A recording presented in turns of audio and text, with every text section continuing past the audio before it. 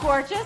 Does that funk have you feeling stuck? Have you questioning your purpose, or even yet having you asking if your best years are behind you?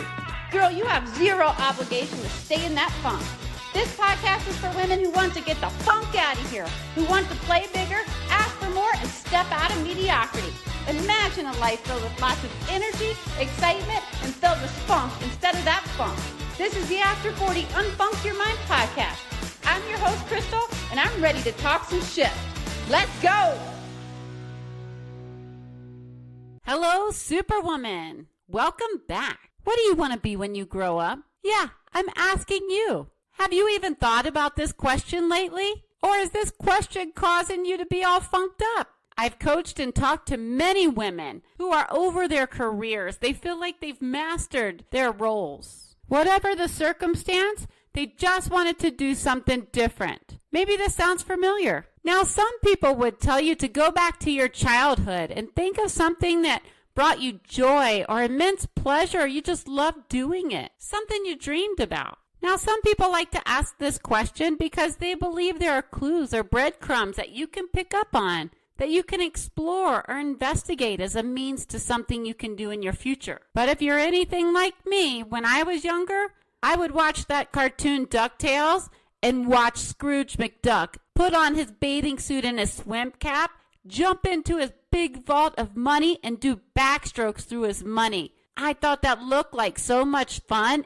And then the thought of having that much money to buy and do whatever you wanted to, that's what I dreamed about when I was younger. Oh, and don't let me forget about looking like a supermodel. I had that vision too. So this question would always irk me. I don't like looking backwards. I like looking forward and taking tiny action, no matter what kind of action it is. It can be something as small as journaling, or looking at myself in the mirror and letting myself know I'm proud of me today. And some of those actions might not feel good, or the results might not coming out looking the way you had imagined. For instance, over COVID, I decided I wanted to try something new, and I love working out. Okay, I don't love it. I enjoy it. But nonetheless, I decided that should be something I explore. And I went online and signed up to get my certified personal training certificate.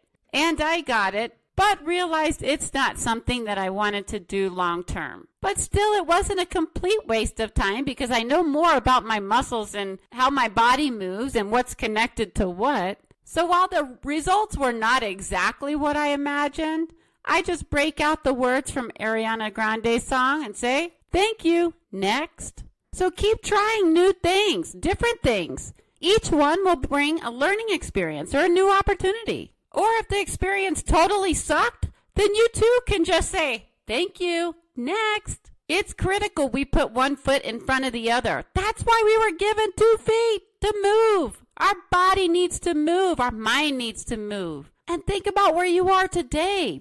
Yeah, maybe some of it came from a textbook and learning, but the majority of it was through your experiences, through taking action. And I've learned that as you take action, God, the universe, whatever you believe in, will send you one of 4 messages. It will say no, grow, slow, or go. As I mentioned before, when the answer is no, you just say thank you, next. And when the answer is grow, oh, we don't like it here. We don't like to sit in the waiting room. It's very uncomfortable, and we're lingering in uncertainty. You're left with your thoughts and your feelings, your emotions, everything that is you. And this period of growth can leave you feeling all funked up. But girl, know that you are not alone. And even though you're not alone, it feels really lonely in this spot. So much so that we actually do things to try and distract ourselves. And because it's uncomfortable here, we go back to the familiar, like cleaning the house, doing the laundry, volunteering for something at the kids' school, anything to busy ourselves and keep us from this uncomfortable feeling of growing, of change. In the book Strength to Strength, written by Arthur Brooks, he said, you likely spent decades trying to be successful in worldly terms, and now I am telling you to go against those instincts. But once you start on this journey, you will find that a lot of things in your life were there really only to build up your image, to yourself and others, to signify that you are successful and special. I don't know about you, but he actually made me stop and question my true desires, or actually start to redefine my true desires. Because it's true, in my childhood and growing up in my 20s and early 30s, I was definitely striving to be Scrooge McDuck, just like I had dreamed about when I was little. But in this growth phase, it's where I realized I wanted something more. Instead of social competition amongst my peers, I wanted social connection. I no longer wanted to be tied to my circumstances and let my old habits keep me in that daily grind, or my success tied to my paycheck. Now a lot of feelings and a lot of thoughts will come up in this phase, in this season of growth. And resisting them will only keep you stuck in that funk. This season of growth requires action, not intention. And don't get me wrong, being still is still an action. You just may very well need to get still. Chip away at some of those old thoughts and perceptions that are holding you back. Have you ever heard that saying that you're getting in your own way? This season should help you get to know you on a deeper level. And in this season of growth, I've noticed and coached so many women who put a time limit on it. But God, the universe, whatever you believe, doesn't know time. Take all the time you need here. Explore things like relationships, faith, career, community, your beliefs, your values. And this is the phase where you can plant your seeds, so to speak. Notice I didn't say seed. I said seeds, because there's multiple seeds you should plant. And maybe one of those seeds will eventually bear fruit. And maybe, just maybe, multiple seeds will bear fruit. And then it will start to become a little more clear about what you should do when you grow up, or who you should be.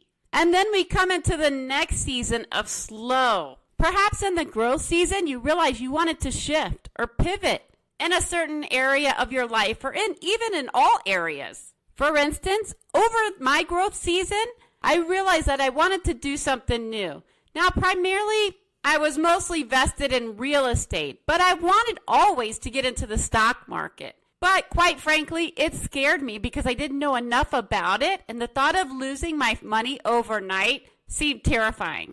But in my growth period, I discovered that when I take big risks, I have always seen great rewards.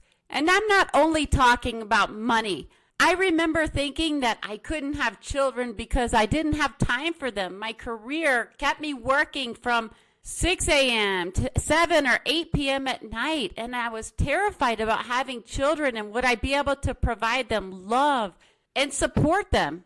Funny, right? When it comes to these major life decisions like having kids, that's some of the riskiest decisions we make, and yet we make them. We take action. And if you notice, the whole process of raising children, in our perspective and our sense of time, is slow. And there are multiple failures, right? We just learn from them, and we give ourselves some grace. Now, why can't we afford ourselves that same grace when we want to pivot or try something new or step out of our familiar routines? It's time to go slow after growth. And going back to my stock market example, I didn't jump in and put all my money in the stock market. No, I put in a little money and going to take it slow while I learn about it.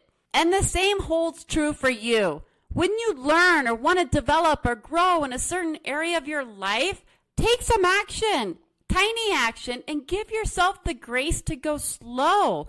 And trust me, while you're in that process and enjoying that process of going slow and learning and transforming along the way, God will open the floodgates and say, go. So let's go. The only way we can get these signals is by taking action, big or small. You'll get the signs that say no, grow, slow, or go.